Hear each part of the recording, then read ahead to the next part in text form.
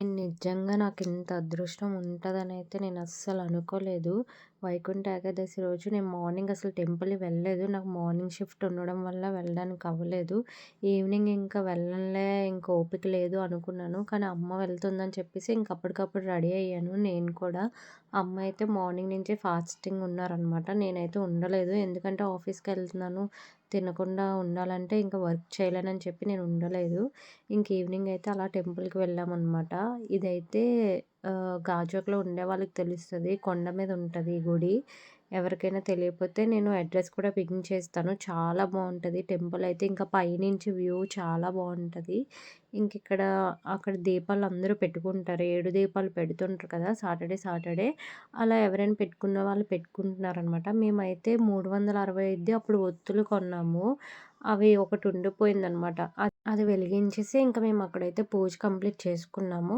మాకన్నా ముందు ఒక బ్యాచ్ ఉన్నారు అక్కడ పూజకి. వాళ్ళదవుతుందనమాట పక్కన. ఇంక ఈలోపు మేమైతే దీపం అది పెట్టుకొని మా పూజ అయితే కంప్లీట్ చేసుకున్నాము. అసలు చాలా ప్రశాంతంగా ఉంది గుడికెళ్ళి ఆ రోజు వస్తే మాత్రం. ఇంకా మార్నింగ్ అంతా కూడా కళ్యాణం అయింది స్వామివారికి. దానికోసం ఇదంతా డెకరేట్ చేశారంట.